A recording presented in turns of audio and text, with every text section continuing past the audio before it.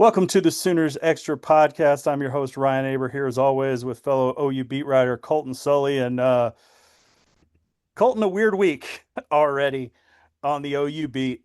And I've had a few of them. This made me think of Pastagate being at the top of that list. Back when we got the information that a couple of OU players had to pay back a pasta meal. But now we have the John Mateer Venmo gate. And you were on top of this from the beginning, and just a wild deal the other day with John Mateer's Venmo history coming out, and there being ones that said sports gambling, right? That's what the subject said? Yeah. One was just sports gambling, I think, and the other one we'll get into it, I'm sure, but sports gambling with a specific game in parentheses. And I want to be careful here because this is a story. Like, there's no denying that. I know some people say, why are you writing this? Why are you reporting this? Stuff like that. When OU football starting quarterback has something like this happen, and that's like one of those red letter rules that like is one of the first things that gets hammered into college athletes, heck, professional athletes. We've seen, some of these scandals start to bubble up. Uh, Rule one is don't gamble on sports, especially don't gamble on your sports. And you know, even the appearance of this is certainly something that deserves to be looked into. Yeah, for sure. I think you covered it. All the bases there with just the seriousness that comes with college athletes betting on sports, especially their own sports. And I don't know about you or where you were when you first saw this on social media, but I certainly thought it was fake. The first tweet I saw was from Barstool Longhorn. I believe that was the first account that actually surfaced these Venmo transactions. So I hopped on my own Venmo account and searched up John Mateer's profile, and sure enough, they were there. It was real. So pretty surreal night and day that followed. Obviously, we got statements from John and OU Athletics as well, but I'm sure we'll get into those, Aber. But what was your sort of first reaction to seeing those? Well, my first reaction is the first reaction that I had when I realized that Venmo transactions being public were a thing uh, a few years ago, and it's why. Like, I think about the have you seen the John Mulaney stand up, or did you see the clip that somebody, I think Yeah. Max Olson retweeted it Hmm. yesterday in relation to this? But yeah, it's just like, why in the world are you announcing what your transactions are? And if there's any app that needs to be locked down short of, an actual banking app, then that certainly would appear to be one of them. And then my second thought is, one, what does my Venmo history show, and what ridiculous jokes or inside things have bubbled up there? I don't think there's anything that's going to start an investigation on any level, at least. But I don't know about you, Colton, but I've made some, jokes in on check memos back when those were a thing, or on Venmo, memos of what things are for. Uh, it's not out of the realm of possibility, and I would say that's more probable than not that it was just a joke about something that they had talked about. Maybe they watched the game together, and one of them bought the other dinner or whatever, and that's where the transaction happened. But what about you? Have you ever you know participated in such shenanigans?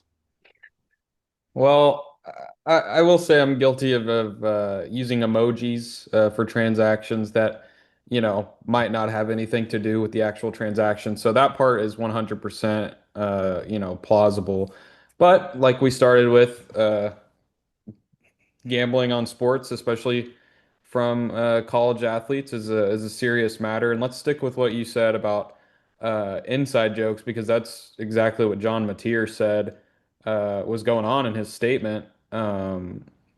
Here's some of it. He said, "I have never bet on sports. I understand the seriousness of this matter, but recognize that taken out of context, those Venmo descriptions suggest otherwise." So he's obviously very, aware the seriousness of this. And OU Athletics put out a statement as well saying, that they're looking into it and they're unaware of any sort of NCAA investigation or even one that's pending. But certainly, like you mentioned at the top, something that was worth looking into.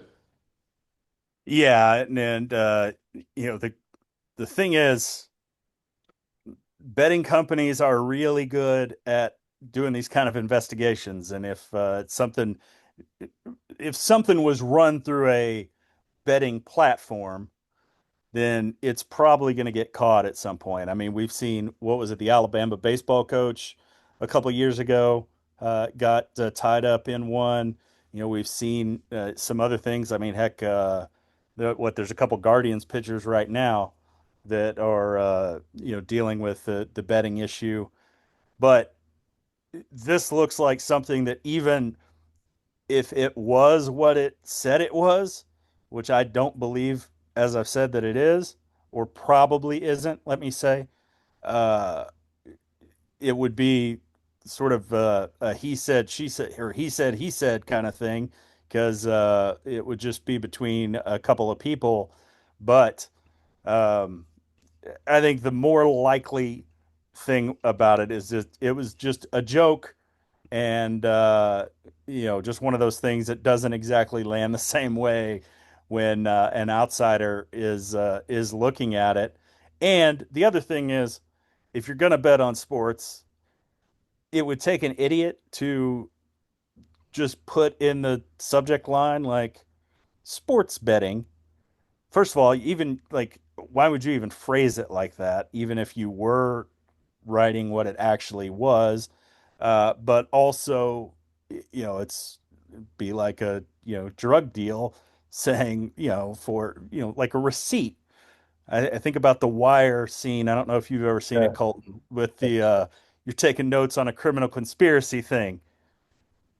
Like it just That's a good doesn't. point that I don't think I've heard anybody raise this week is the phrasing of it. Because if you're just thinking about it, sports gambling is a weird phrasing to do, even if you were doing it. Yeah, you would just say like bet Yeah. or something. Or USC, UCLA. Yeah, Yeah. it just the phrasing of it, I think, suggests that it's some kind of inside thing that Right. doesn't you know uh isn't just what it appears to be on the surface of the whole thing. That's just my thought behind it. Yeah. And John Well, Mateer, like I said, it would take an idiot to do those things blatantly, and John Mateer hasn't struck me as an idiot during my time around him. certainly not. And like you said, Aber, the Venmo thing would be very hard to prove. It's a he said, she said type thing. But I think what was probably most concerning for OU fans who were seeing this on social media when they woke up or before they went to bed was that maybe these Venmos would lead the NCAA to start looking into John Mateer or some of these sports books to start looking into these Venmos could have been used as a trail, so to speak. So. But it seems like after yesterday, things have sort of calmed down a little bit. And like you said, if there was any sort of gambling activity going on, these sports books will find it and the NCAA will find it. So we'll see what happens. Yeah, but let's get to some on the field stuff. Earlier Monday, we got a chance to talk to Bill Bedenbow, one of my favorite times of the year, even though we didn't get that opportunity last year. but got a chance to chat with Bill Bedenbaugh quite a bit. He talked about several things that we'll get into, but let's just jump on the John Mateer, uh, path, or stay on the John Mateer path here. And Colton, what did you make of the things that he said about John Mateer, the way that he sort of ingratiated himself with the offensive line and really sort of jumped into, well, I guess the only way to phrase it is sort of jumped into the trenches with those guys and become a part of that group as much as a quarterback can. Yeah, that's what kind of made later Monday so surreal is because we had just heard and we've spent all summer and preseason camp hearing all these good things about John Mateer, but to hear it from Bill Bedenbaugh, 4 hours earlier or whatever it was, and our colleague Joe Masato has a great column about that today. It was just weird, and but yeah, no, Bill Bedenbaugh talked about what several offensive linemen have talked about throughout camp, just how present he's been, how much he's helped them learn this new offense that he mastered during his time at Washington State with Ben Arbuckle. I know him and Troy Everett have grown pretty close, and I know that they've sort of been the leaders of that offense, veteran guys with a lot of experience.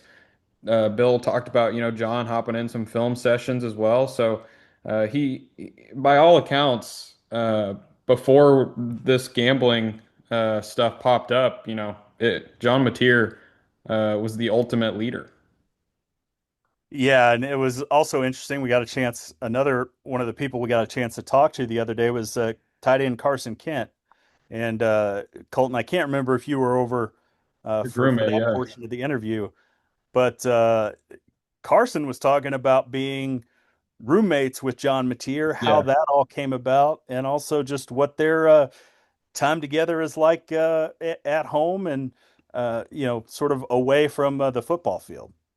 Yeah, no, that was definitely fun to talk to him about. I think their neighbors, Jade Knott, and they've obviously spoken about the jump rope competitions and everything like that. But no, it was cool to hear John open up his house to a transfer that didn't have anywhere to stay. Just told him, come on and just live with me. And so that's just like I've said, that's just the type of guy John seems to be.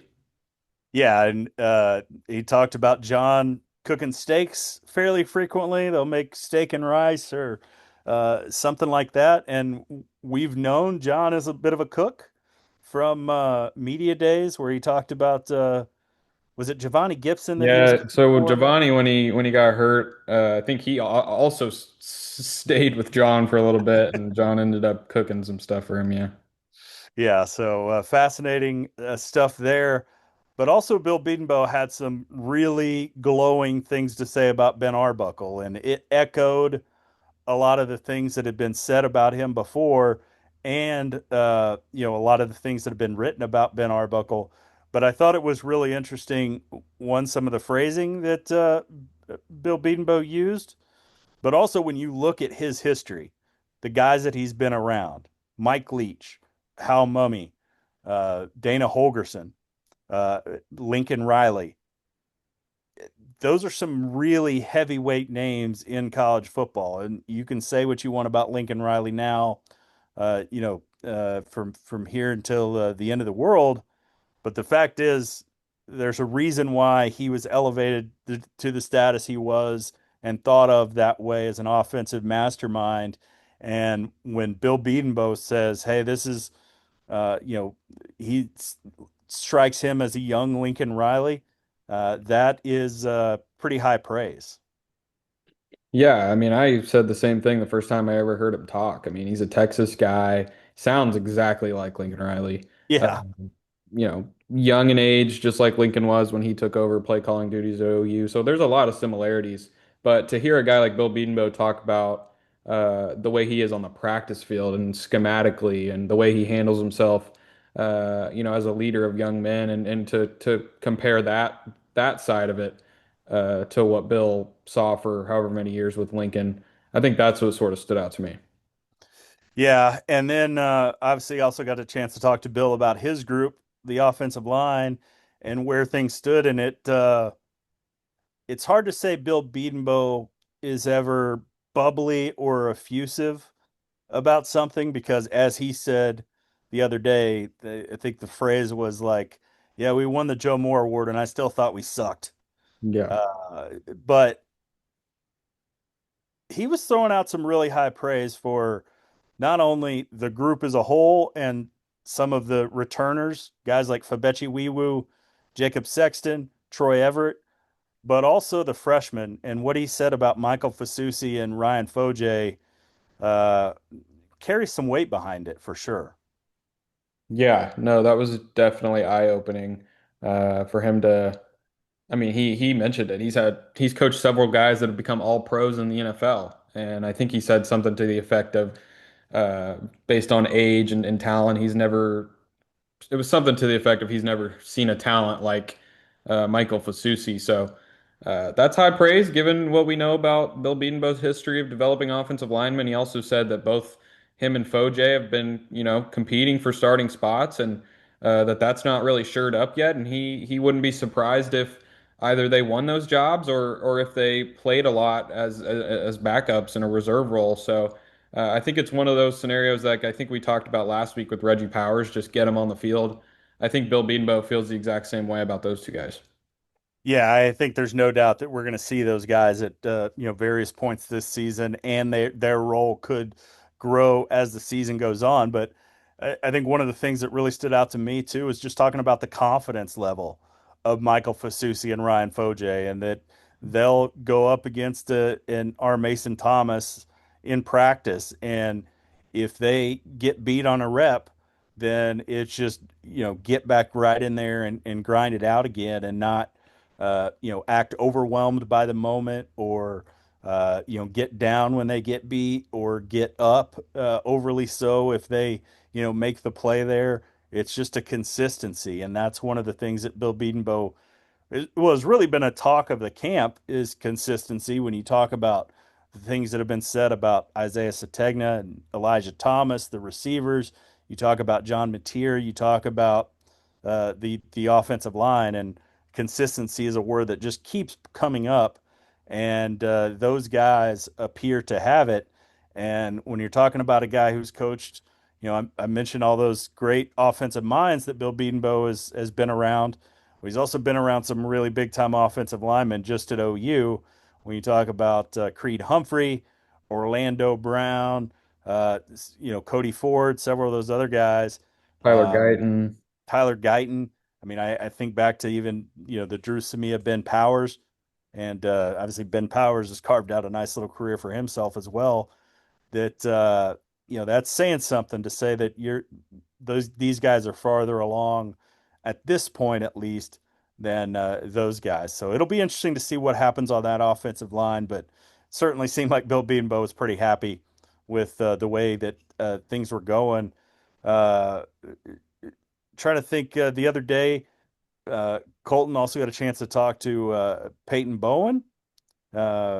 Interesting to hear from him, given how his last season went, how the off season has gone, and what really stood out to you about what Peyton Bowen had to say, and maybe anything any of the other guys that we talked to the other day had to say. yeah, for Peyton, I think the biggest thing for him was just overcoming the past couple, or actually last season, just dealing with injuries. We know that he had a bunch of nagging ones and missed the spring. I think they sat him out the spring to just kind of overcome those. He talked about just the mental hurdles that come with that. He also talked about how impressed he's been with some of the other guys in that room, be it Reggie Powers, be it some of the younger guys like Jaden Hardy or Michael Boganowski. I think Peyton's having a good camp. He said that as much. He said he's looking forward to returning punts and kicks as well again on special teams. I know we've seen him do a little bit of that in some of the practices we've got to watch, but I think he's had a good camp, but I think he's also being pushed by some of these other guys we've mentioned, especially Reggie Powers.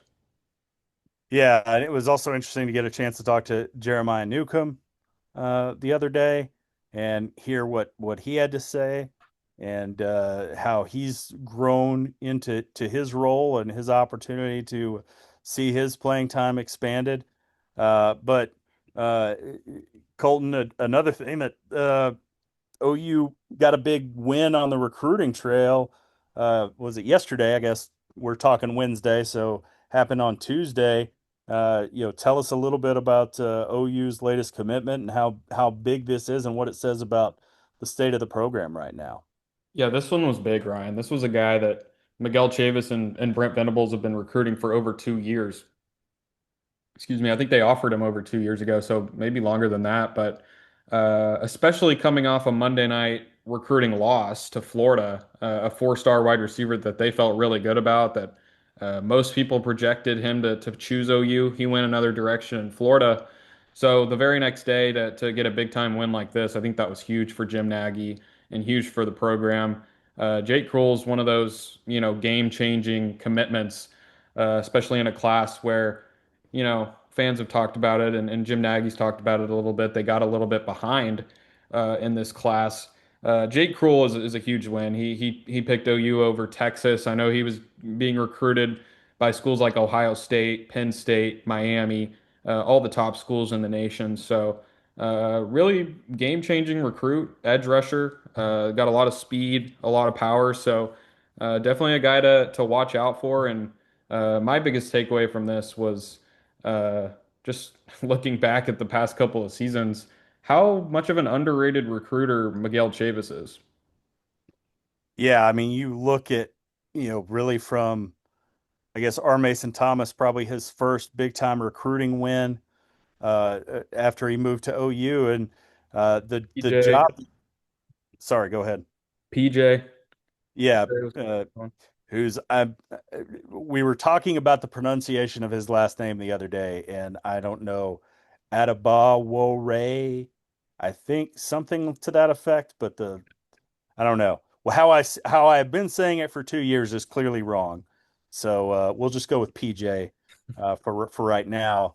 But he's had some really big time recruiting wins, and this is yet another one. And I think this is shows as much as anything the change of the recruiting dynamic along the defensive line for the Sooners, whether it's the new coaching staff, the move to the SEC, probably a combination of both, but they're clearly getting guys that they weren't able to get during the previous coaching staff during the time in the Big 12. They weren't getting guys like Jake Cruel and or any of those other guys that we've talked about. And I think this is a big time win that 2026 class is that was a big boost for them. They've added some numbers recently. I think what this is the second edge rusher, right? Matthew Nelson is the other one Yeah, sounds in right. the class, or actually third, Daniel Norman, also in the class as well from St. Thomas Aquinas down at Fort Lauderdale. So this is a big win for again a program that's also uh, done OU pretty well over the last couple of years with Jaden Jackson, with David Stone Mhm. down at IMG in Orlando. Yeah, Ryan, big time commitment for sure. And I know that they have a couple other guys that they're maybe hoping to grab. And I know Jim Nagy mentioned this at his talk or whatever we want to call it a couple of weeks ago that there might be some guys that they look to flip as well from some other schools. So OU definitely not done on the recruiting trail. I know they just landed their lone 2027 commit I think last week. So already getting ahead on 2027 as well. Yeah, that Luke Wilson, I believe we talked about him last week, big Yep. time offensive tackle from South Lake Carroll. So it appears at this point, at least, that the Jim Nagy uh, approach, the general manager approach that they've taken has certainly paid You off. can't say the whole stars thing this time around. Jake Kroll, one of the top edge rushers. I think he's a 5 star on ESPN. So Yeah, I think I'm looking at On Three that has him as a 4 star. Let's see what the 247, especially the 247 composite, which is usually the best overall gauge of things. Yeah, both of those have him as a 4 star. The composite has him as the number 9 edge rusher in the country, 63rd player overall. So a big time win for the Sooners, especially when you look at who they were going against, specifically against Texas. And I know OU fans will always take a victory against Texas on or off the field. So we're going to wrap it up there on the Sooners Extra podcast, but we'll be back next week as we move another step closer to game week as OU opens the season here later this month against Illinois State. Hopefully, we'll get a little bit better sense of how things are going for OU in camp as they move to game preparation and maybe have another scrimmage or two to talk about as well. But thank you so much for listening. You can check our workout every day at oklahoman.com and every morning in the Oklahoman for the best OU coverage anywhere.